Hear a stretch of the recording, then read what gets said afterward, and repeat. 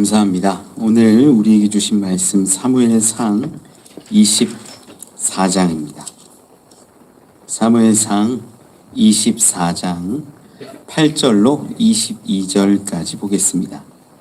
사무엘상 24장 8절로 22절의 말씀, 우리 먼저는 8절로 11절까지 함께 보겠습니다. 사무엘상 24장 8절로 11절, 우리 한 절씩 교독하지요.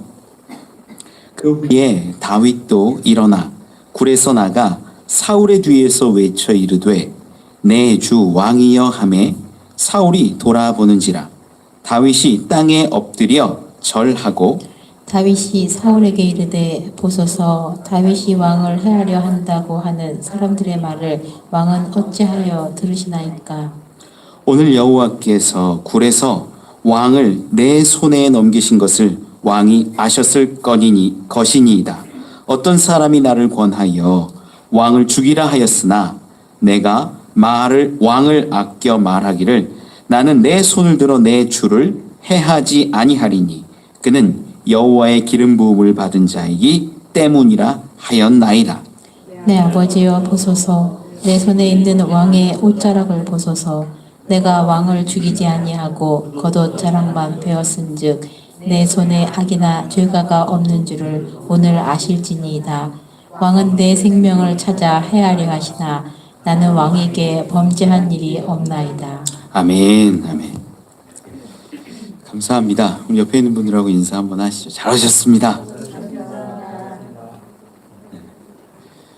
우리가 사무엘상 24장, 우리 지난 시간에 본 부분이 엔게디의 굴가에서 숨어있는 다윗, 블레셋을 소탕하고 나서 다윗이 어디 있다는 소식을 딱 듣고는 쉬지도 않고 돌아와서 이 다윗을 죽이려고 열심을 내는 사울을 확인했습니다. 그러는 가운데 사울이 급한 용변을 보려고 굴에 들어간 것으로 보았지요. 이 상황상 이것이 굉장히 급하게 들어간 것으로 우리가 좀 추정했습니다. 그래서 막 들어가면서 옷도 벗고 뭐 이런 것처럼 제가 좀 설명을 드렸는데, 아마 그 자리에 이렇게 뭐랄까요, 군사들이 먼저 가서 확인도 하지 않고 이런 것들을 가지고 우리가 추정했다, 제가 말씀을 드렸어요. 공교롭게도 그 자리에 누가 있었냐면 다윗과 다윗의 측근들이 함께 있었지요. 그곳에서 측근들은 이런 말을 했습니다. 우리가 전에 예언 듣지 않았냐? 대적을 우리 손에 넘기시면 우리의 마음대로 우리의 뜻대로 해도 되지 않겠냐? 가서 죽이라. 다윗이 아마 그 이야기를 듣고 그 측근들의 말을 듣고 올라갈 때는 어쩌면 정말 죽이고자 하는 마음이 있었을 수 있습니다. 그런데 성경에 기록한 것처럼 내가 어찌 기름 부음 받은 자를 죽일 수 있겠느냐 하면서 거기서 이 사울의 옷자락만 베어서 가지고 내려오지요. 하나님은 그걸 다 아셨던 것 같기도 해요. 그래서 이 다윗은 그 옷자락을 베어 가지고 나오는 그 과정 가운데 마음이 참 찔리고 괴로워하고 죽게 되었다. 성경은 그런 부분을 봤습니다. 많은 사람들의 입장에서는 이 대적은 사울이고 대적은 죽이려고 하는 당신이지만 다윗에게 있어서 진짜 대적은 어쩌면 내 안에 있는 내 마음대로 하고자 하는 그 개인적인 안갚음의 모습, 그것이었는지도 모르지요. 그것을 이제 내려놓고 사울을 가게 합니다. 그리고 오늘 이야기가 이제 이어지는 것이지요. 오늘 말씀 8절 9절에도 보니까 이 사울이 먼저 떠나간 것으로 보여요. 사울이 떠나가고 8절 말씀에 그 후에 다윗도 일어나 굴에서 나가, 이렇게 기록합니다. 굴에서 나갔다고 하면 이제 사울이 먼저 가고 이제 다윗이 뒤이어서 나간 다음에 이 사울 뒤에서 부르는 겁니다. 8절에도 기록을 하죠. 내 주 왕이요. 사울을 부르는데 분명하게 기록합니다. 그 사울이라는 왕 존재와 자기의 관계를 분명하게 설정하고 있어요. 이게 뭐냐면 내 주라는 거예요. 지금까지 늘 사울은 다윗을 죽이려고 했고 다윗을 해하려고 했고 여기에 온 이유도 뭐냐면요. 다윗 죽이려고 해요. 그런데 다윗은 이미 굴에서 죽일 수 있는 기회가 있음에도 불구하고 기름 부음 받은 자로 여겼어요. 내 주로 여겼고 내 왕으로 여겼다라는 거죠. 지금 여기서 이야기하는 내 주 왕이여는요. 그냥 입에 바른 소리가 아니라는 거죠. 진짜 왕으로 인정하고 그 관계를 다시 한번 고백하고 있다라는 겁니다. 그렇게 부르자 내 주 왕이여. 물론 여기에는 뭐 슬픔도 있고 억울함도 있고 속상함도 있고 막 그런 것들이 아마 녹아져 있지 않았을까 싶어요. 이렇게 부르는 가운데 사울이 돌아봅니다. 사울이 돌아보자 이제 사울이 나를 알았구나라는 것을 인지했을 때 다윗이 첫 번째 한 행위가 절하는 거였어요. 땅에 엎드려 절합니다. 다시 한번 마음으로부터 이분은 나의 주, 나의 왕이고 이분은 하나님의 기름 부음 받은 자라는 것을 알고 고백을 그렇게 했을 뿐만 아니라 행동도 절하는 것으로 분명하게 왕임을 고백하고 드러내고 있어요. 그리고 이제 말합니다. 9절 같이 한번 읽어볼까요? 시작. 다윗이 사울에게 이르되 보소서 다윗이 왕을 해하려 한다는 말을 왕은 어찌하여 들으시나이까. 이 사울 왕 주변에 간신매 같은 사람들이 있었음을 짐작해야 하는 대목이지요.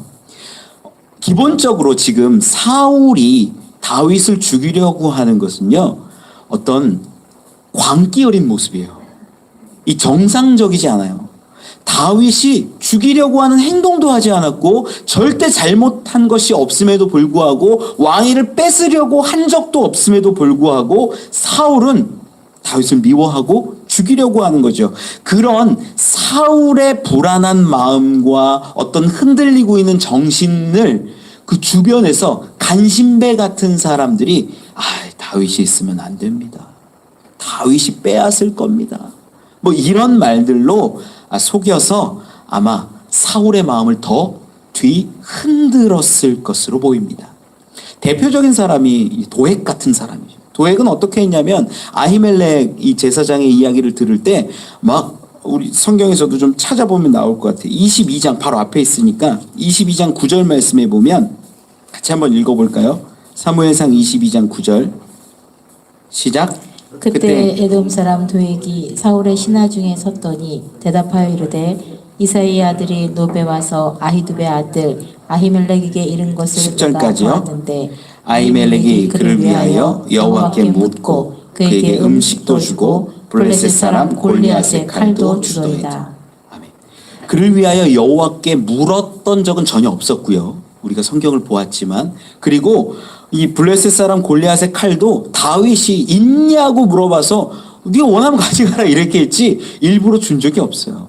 이 도액은 어떤 사람이냐면 자기에게 유익이 될 것 같고 자기에게 조금 뭔가 도움이 될 것 같으면 말을 바꾸고 거짓말도 살짝 끼워 넣고 하면서 왕의 판단을 흐리게 하는 사람이라는 거예요. 이런 사람들이 지금 사울 왕 주변에 있었을 것이고 그러한 사실을 다윗이 알아서 오늘 본문으로 넘어와서는 왜 다윗이 왕을 해하려 한다라는 주변 사람들의 이상한 그 말들을 왕은 듣고 있습니까? 라고 이야기하는 겁니다. 다윗이 참 억울한 거죠. 그런 적이 없는데 주변 사람의 이런 간신배들의 이야기를 듣고 자기를 죽이려고 하는 것이 속상했던 겁니다. 다시 본문으로 넘어와서 우리 10절, 11절 말씀 한 번만 더 읽어보죠. 시작. 오늘 여호와께서 그래서 왕을 내 손에 넘기신 것을 왕이 아셨을 것이니이다. 어떤 사람이 나를 권하여 왕을 죽이라 하였으나 내가 왕을 아껴 말하기를 나는 내 손을 들어 내 주를 해하지 아니하리니 그는 여호와의 기름 부음을 받은 자이기 때문이라 하였나이다. 내 아버지여 보소서 내 손에 있는 왕의 옷자락을 보소서 내가 왕을 죽이지 아니하고 겉옷자락만 베었은즉 내 손에 악이나 질가가 없는 줄을 오늘 아실지니이다. 왕은 내 생명을 찾아 해하려 하시나 나는 왕에게 범죄한 일이 없나이다. 아멘. 이 이야기가 무슨 얘기냐면 나는 왕을 죽일 기회가 있었습니다. 그런데 내 손에 지금 있는 것이 뭐 이 옷자락만 있지 않습니까? 11절에 왕의 옷자락을 벗어서 증명하는 거예요. 내가 왕을 죽일 수 있었는데 죽이지 않았다라는 것은 지금 방금 전에 있었던 일은 뭐를 증명하냐면 과거에도 내가 왕을 죽이고자 하는 마음이 없었습니다라는 것을 증명하는 거예요. 여러분 분명하죠. 내가 지금 당신을 죽일 수 있었는데 안 죽였지 않습니까? 이것이 그 증거 아닙니까? 옷자락이. 이것은 뭘 증명하는 거냐면 과거에 내가 당신을 죽이려 했던 마음이, 생각이, 주장이 없었다라는 것을 드러냅니다. 라고 이야기하는 거예요. 그래서 내 손에 악이나 죄과가 없는 줄을 오늘 아실지니이다 라고 말하는 것이죠. 여러분, 이게요, 참 멋있는 증명인 거예요. 지금 옷자락을 딱 들고 있으면요, 이 옷자락이 내가 당신을 죽일 수 있었는데 죽이지 않았다라는 게 완벽하게 증명이 되고요. 내가 오늘 죽이지 않았다라는 건 과거에도 죽일 마음이 없었다는, 지금 죽이는 게 당연하잖아요. 지금 나를 죽이려고 얼마나 많은 일들을 했습니까? 그래서 지금 죽여도 아무 문제가 안 되는데 그럼에도 불구하고 내가 죽이지 않았다라는 것은 과거에도 내가 결코 죽일 의도가, 마음이, 중심이 없었다라는 걸 증명하는 거예요. 여러분, 이 다윗의 증명이요, 어떤 거냐면 결과로 증명해내는 거예요. 증거를 분명히 들이내면서 보여주는 거예요. 우리 예수님도 이러한 표현을 하신 적이 있어요. 비슷하게. 마태복음 7장에 가보면, 마태복음 7장 한 번만 살펴보죠. 7장 16절입니다. 마태복음 7장 16절 말씀 같이 한번 읽어보죠. 시작. 그들의 열매로 그들을 알지니 가시나무에서 포도를 또는 엉겅퀴에서 무화과를 따겠느냐. 아멘. 열매로 그 나무를 안다는 거예요. 지금 이 증거로 그 마음을 안다는 거예요. 여러분, 이건 7장 20절에도 다시 한번 이야기를 해요. 예수님의 말씀이니까 우리 한 번 더 보면 7장 20절에는 뭐라고 기록해요? 같이 읽어볼까요? 시작. 이러므로 그들의 열매로 그들을 알리라. 아멘. 내가 어떤 열매를 맺고 있느냐에 따라서 내 나무의 본질이 드러난다라는 거예요. 여러분, 이건 너무나 중요한 이야기죠. 내가 당신을 해할 마음이 없습니다. 여기 증거가 있지 않습니까? 그럼 내 마음이, 내 본질이, 내가 지금까지 살아온 과정을 다 알지 않겠습니까? 난 그럴 의도가 없습니다. 여러분, 이런 방법은요, 우리가 그리스도인으로서 살아갈 때도 동일해요. 여러분들이 그리스도인이잖아요. 예수 믿는 사람들이잖아요. 그러면 여러분들의 모습을 통하여서 그리스도인이 증명돼야 돼요. 제가 참 감사한 건, 제가 목사라고 이야기를 하면요, 사람들이 목사님 같아요 그래. 그러면 감사한 거예요. 목사인데, 목사입니다 얘기했는데 목사님처럼 안 생겨. 가끔 그런 얘기 듣기는 하는데 목사님 같다고 얘기하는 게 저에게는 열매인 거예요. 감사한 거죠. 그렇게 봐주시니. 말을 해서 그런가요? 여러분도요, 동일해요. 우리가 그리스도인이라는 것을 드러냈을 때, 정말 권사님 같아요. 집사님 같아요. 정말 예수 잘 믿는 분 같아요. 이런 고백이 나오는 게 여러분의 삶이 증명되는 거예요. 그런데 세상 사람들이 왜 우리 그리스도인들을 무시하고 손가락질을 하냐면, 야, 교회 다닌다며, 예수 믿는다며, 어떻게 세상 사람들하고 똑같아? 라는 거예요. 어떻게 똑같아? 똑같이 돈 좋아하고, 똑같이 명예 좋아하고, 똑같이 좋은 자리 얻으려고 그러고, 똑같이 새치기 하고, 왜 똑같아? 이걸 싫어하는 거예요, 세상 사람들은. 여러분, 그리스도인이 되었다라는 건요, 그냥 나 믿습니다라고만 하는 게 아니라 그 믿음은요, 온전하게 행동으로 증명되어야 되는 거예요. 전 여러분 가운데 한번 생각해 보셨으면 좋겠어요. 내 삶은 정말로 빛과 소금처럼 드러나고 있는가? 나를 통해 맛이 나타나고 있는가? 나를 통하여서 내 인생을 통하여서 내가 그리스도인이라는 것이 증명되고 있는가? 다윗이 증명한 거죠. 나는 그럴 마음이 없다. 나는 죄가 없다라는 것을 증명한 것처럼 우리가 그리스도인 되었다라는 것을 분명하게 증명해낼 수 있어야 된다는 거예요.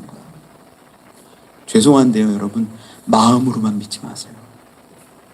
그 마음이 있다면 분명하게 행동으로 증명되어야 합니다.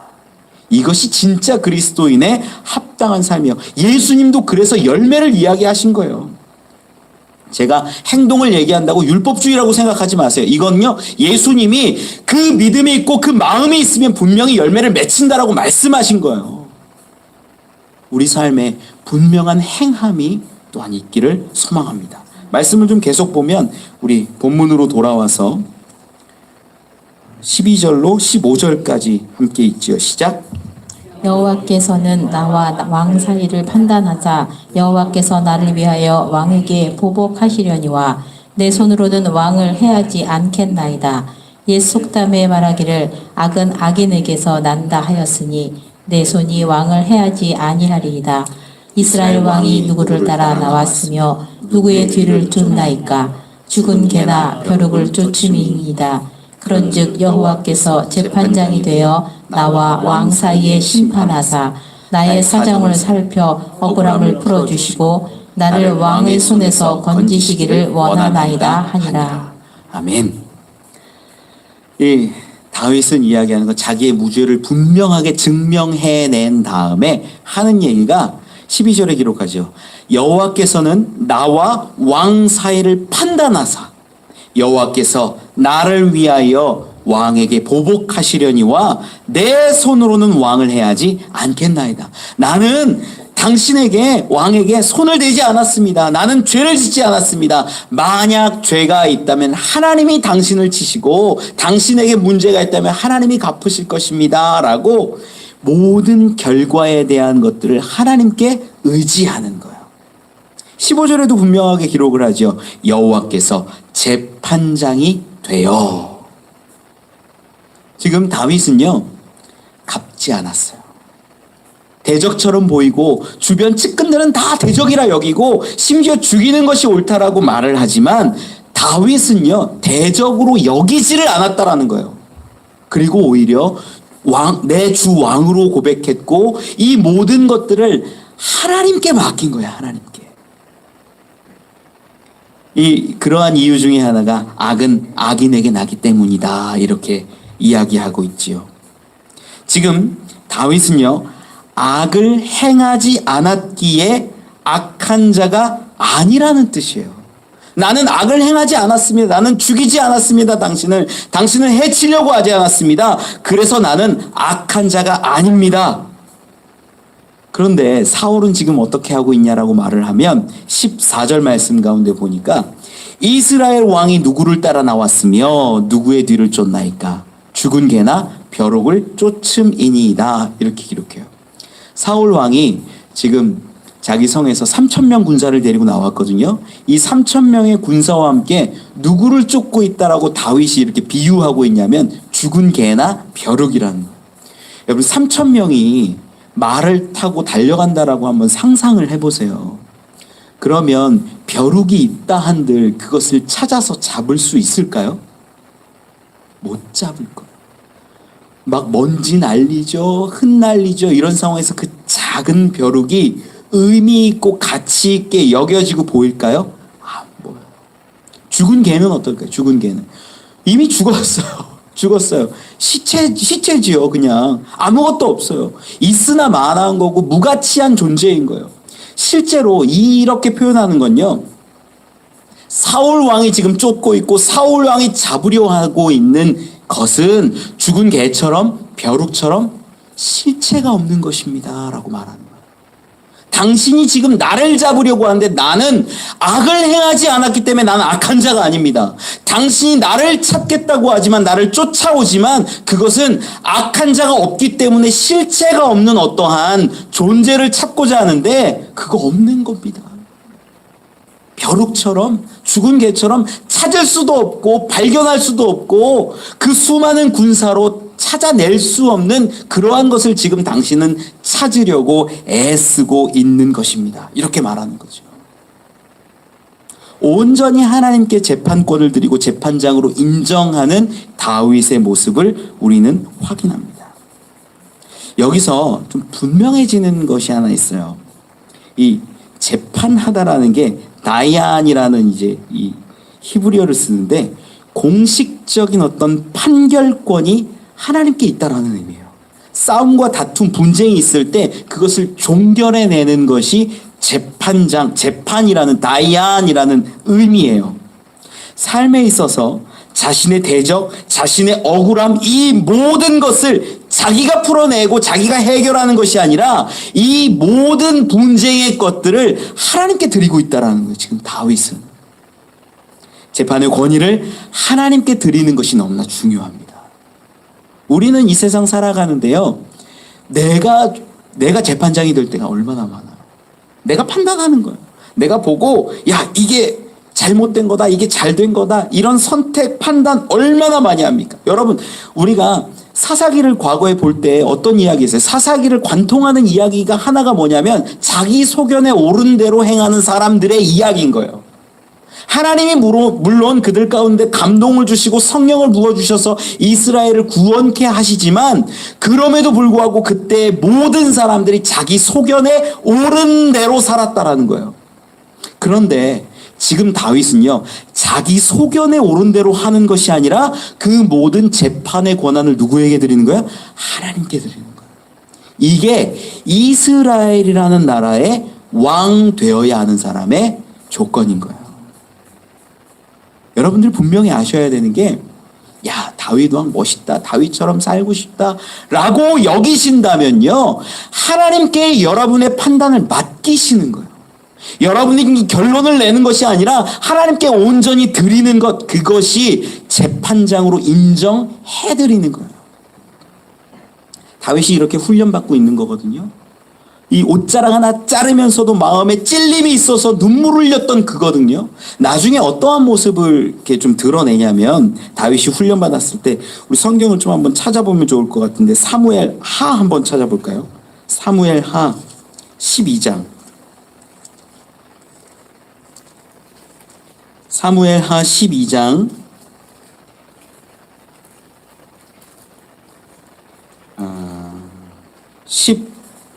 15절로 23절입니다. 조금 긴데 쭉 한번 우리 한번 읽어보죠. 사무엘 하 12장 15절 중간부터 23절까지 같이 한번 읽어보죠. 시작. 우리아의 아내가 다윗에게 낳은 아이를 여호와께서 치심해 심히 앓는지라.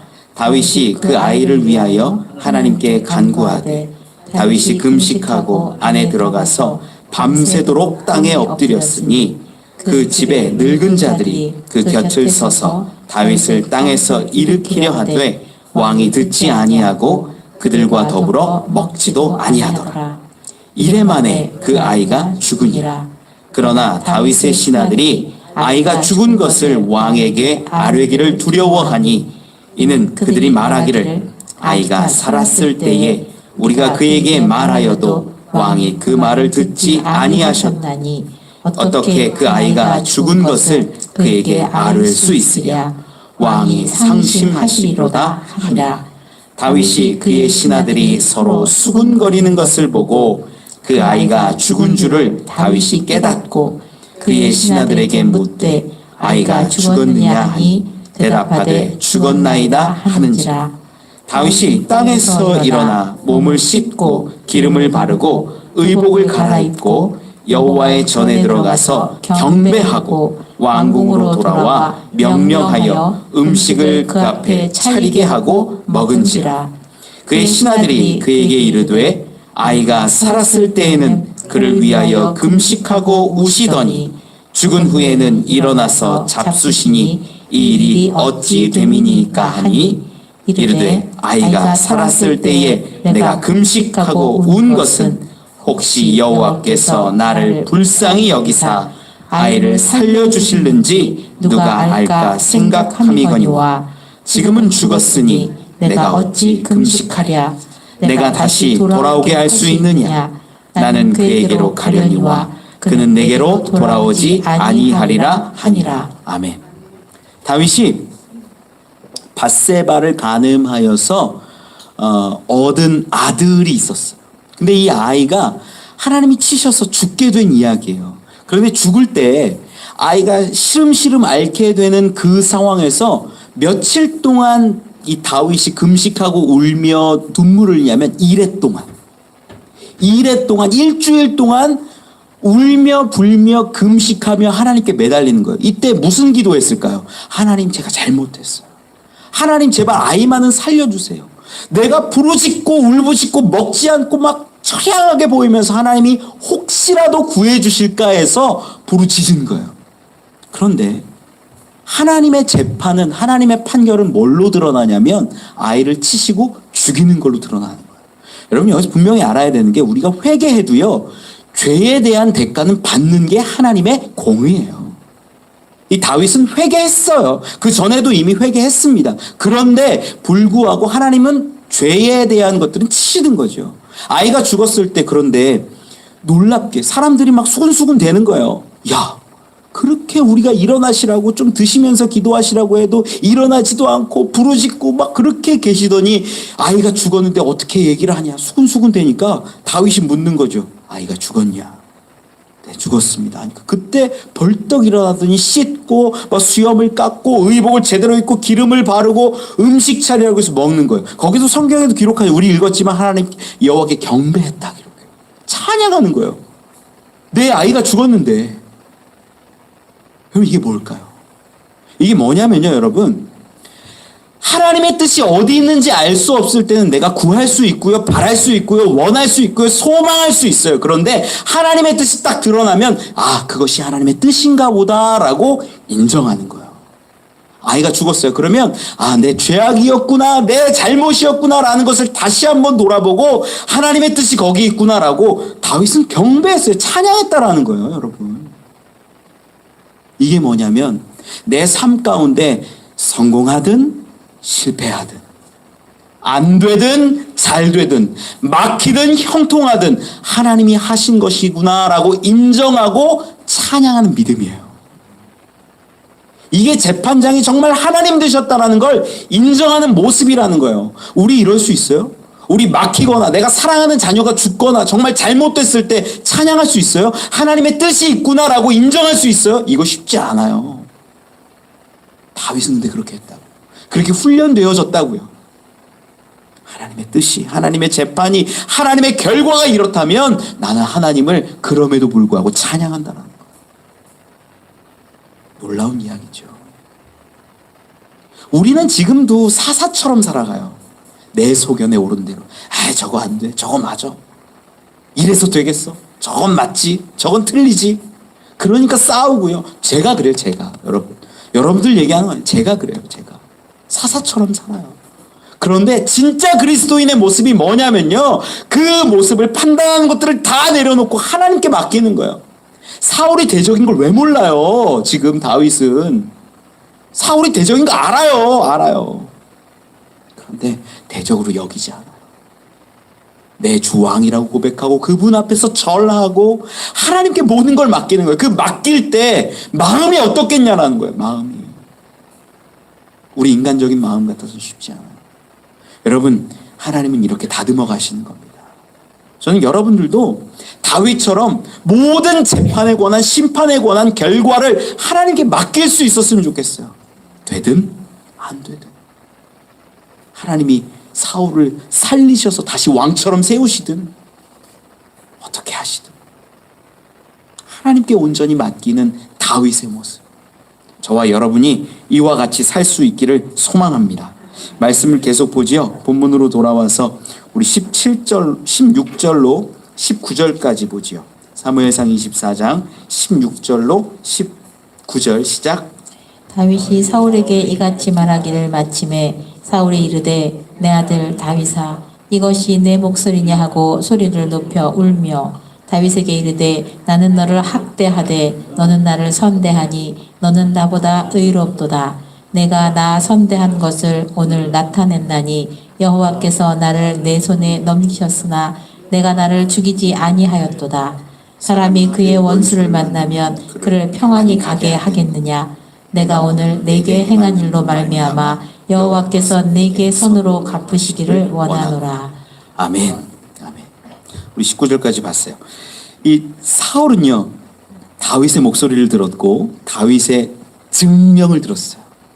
그리고 다윗이 마지막 한 이야기가 뭐냐면 모든 것을 하나님께 재판장에게 위임하겠다라는 이야기까지 들은 거예요. 나는 무죄하다.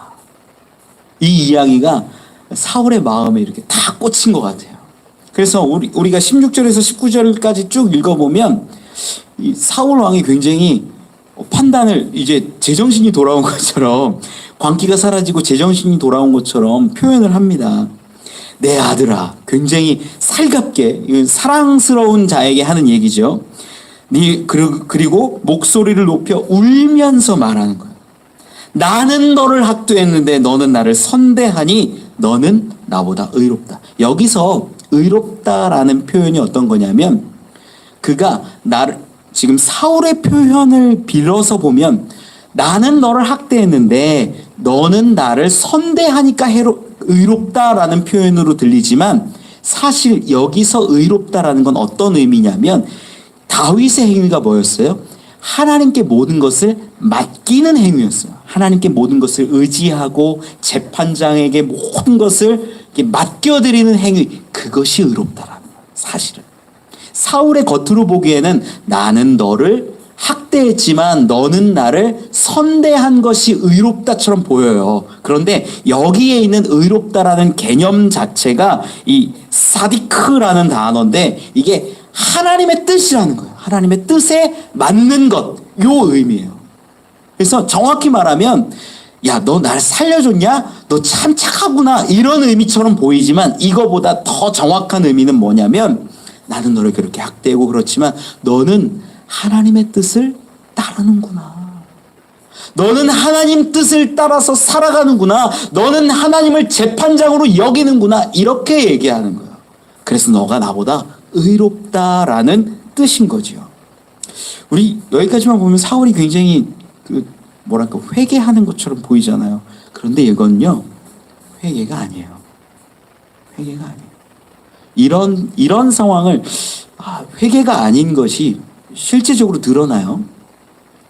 회개가 아니고 좀 가장 비슷하게 표현을 제가 생각을 해보다 보니까 후회라고 느껴져요. 왜 그러냐? 오늘 본문 말씀에서 22절에 보면 분명히 증명이 돼요.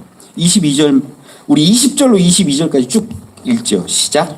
보라, 나는 내가 반드시 왕이 될 것을 알고 이스라엘 나라가 내 손에 견고히 설 것을 아노니, 그런즉 너는 내 후손을 끊지 아니하며 내 아버지의 집에서 내 이름을 멸하지 아니할 것을 이제 여호와의 이름으로 내게 맹세하라 하니라. 아멘. 여기서 보면 20절, 먼저 20절 21절을 이렇게 살펴보면 내가 반드시 왕이 될 것을 알았대요. 이 사울도 다윗이 왕이 될 것을 고백하고 있다라는 거죠. 이건 다윗을 죽이려는 것은 하나님의 뜻을 거스르는 것이라는 걸 인정하는 거죠. 이 다윗이 왕이 될 것을 이미 이 사울은 알고 있습니다. 그리고 부탁하는 게 하나 있어요. 뭐냐면 너는 내 후손을 끊지 아니하며 내 아버지의 집에서 내 이름을 멸하지 아니할 것을 여호와의 이름으로 내게 맹세하라. 이 당시 고대 근동에서는요, 왕이 바뀌면요, 그 전 왕의 모든 가족을 몰살하는 것이 일반적인 형태였습니다. 지금도요, 사울이 초대 왕이잖아요. 초대 왕이다 보니까 그러한 전통이나 이런 게 아직 없어요. 어떻게 할지 몰라요. 그런데 하나님께 의지해서 우리 가문을 죽이지 말고 보존해 달라고 부탁하는 거예요. 22절에 보니까 다윗이 사울에게 맹세하며 사울은 집으로 돌아가고 다윗과 그의 사람은 요새로 올라가니라. 다윗이 사울에게 맹세해 줍니다. 그런데 제가 사울의 이 회개가 아니라 후회라고 말씀을 드린 이유가 22절에 있어요. 왜 그러냐면, 여러분, 진짜 회개했다면 지금 다윗과 사울의 행선지가 좀 달라져야 맞아요. 잘 생각해 보세요, 여러분. 만약에 내 아들아 이야기했어요. 원래 실제로 다윗은 사울의 이 사위예요, 사위. 그러면 화해가 다 끝나면 어디로 가야 돼요? 왕궁 가면 되잖아요. 맞죠? 잘못됐어요, 여러분. 화해했잖아요. 완전히 화해했다면 왕궁으로 가는 게 맞아요. 아니면 다윗은 자기 집으로 돌아가니라. 맞아요. 그리고 사울 입장에서 한번 보자고요. 사울이 지금 이야기하고 있는 것이 다윗에게 이야기할 때, 야, 너는 나를 이렇게 선대하냐? 야, 너가 의롭다. 하나님이 너를 왕으로 삼으실 것을 내가 안다라고 이야기해요. 그리고 우리 가문 살려달라고 부탁했잖아요. 그러면 지금 다윗과의 관계를 지금 풀어내는 것처럼 보이는데 이 과정 후에 뭐가 있어야 되냐면 하나님 앞에 회개하는 과정이 있어야 돼요. 지금까지 내가 다윗을 죽이려 했고 다윗을 해하려 했고 이 나라를 잘못했던 것, 하나님 앞에 죄 지었던 것, 이 다윗을 미워해서 어떤 큰 죄를 지었냐면요, 이스라엘이라는 나라로부터 제사장들을 다 끊어내서 하나님과 이스라엘이 끊어지게 한 그 큰 죄를 사울이 졌어요. 그러면 누구를 찾아가야 되냐면 이 상황에서 사무엘을 찾아가는 게 맞아요. 진짜 회개했다면, 진짜 회개했다면. 내가 진짜 잘못했구나, 다윗에게 오해했구나라고 하면 이제 다윗과의 관계가 풀어내면서 누구와의 관계를 풀어내야 되냐면 하나님과의 관계를 풀어내는 거예요, 순서가. 그러면서 하나님 앞에 사무엘에게 가서 내가 하나님께 이런 죄를 지었는데 아히멜렉을 죽였고 그 사람 높 사람들을 다 죽였는데 제사장들 85명을 다 죽였는데 이거 어떡하냐, 어떻게 하면 내가 해결할 수 있냐, 이걸 풀어내려고 노력하는 게 맞는데 행선지가 어디냐면 사울은 집으로 돌아가는 거예요. 다윗도 요새로 올라가 버려요. 어쩌면 다윗도 사울의 이 모든 이야기들을 100% 신뢰하지 않았을 수도 있다라는 거죠. 이 장면이 애매한 거예요. 아무리 봐도. 이렇게 화해했다면 만나서 부둥켜 안거나 이제 같이 우리 처소로 돌아가자라고 말하거나 이래야 정상인데 각각 자기 갈 길로 걸어가는 모습을 통하여서 우리가 확인할 수 있는 게 진짜 회개가 아니라는 거죠. 여러분, 회개에 대해서 여러분 분명히 아셔야 돼요. 우리 현대인들이 회개할 때, 기독교인들이 회개할 때 어떤 잘못을 많이 하냐면 하나님께는 회개 잘해요. 우리 그리스도인들, 교회 다니는 사람들이. 그런데 사람에게 회개를 잘 안 해요. 이게 문제예요. 지금 사울은 사람에게는 회개하는 것처럼 보이지만 하나님께 회개함이 없었어요. 우리 지금 현대를 살아가는 그리스도인들이 사람과 사람 사이에 맺고 끊은 잘못한 얼마나 많은지 몰라요. 하나님께는 잘못했다라고 회개 잘해요. 그런데 사람들에게 가서 내가 미안했어, 내가 잘못했어, 이거 정말 못해요. 여러분, 이것도 회개의 절름발이의 모습이에요. 온전한 회개 아닙니다. 그리고 또 현대인들이 잘못하는 회개 중에 하나가 뭐냐면 두 번째가 말로만 하는 회개예요. 말로만. 내가 잘못했습니다. 여러분, 말로만 하는 회개는 회개가 아니에요. 회개라는 말이 돌이켜서 고치는 거예요. 고치는 거. 그게 회개예요. 잘못한 것을 인지했다라고 하는 것이 회개가 아닙니다. 절대 아니에요. 인지했는데 다음 주에 또 하고 다음 주에 또 실수하고 다음 주에 또 그렇게 하는 거, 그거 죄송한데 회개가 아니라는 거예요. 우리 감정적으로 해소한다고 그게 회개고 그게 기도고 아니에요. 회개는 기도하고 부르짖고 그에 합당한 삶을 살아내는 게 회개예요. 지금 현대 기독교인들이 잘못하고 있는 두 가지 모습을 말씀드리는 거예요.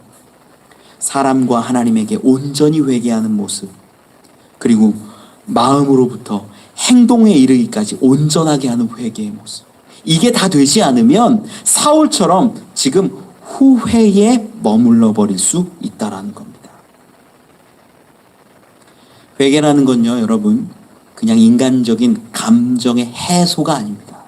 진짜 삶으로 드러나고 바뀌어져서 나타나는 거예요.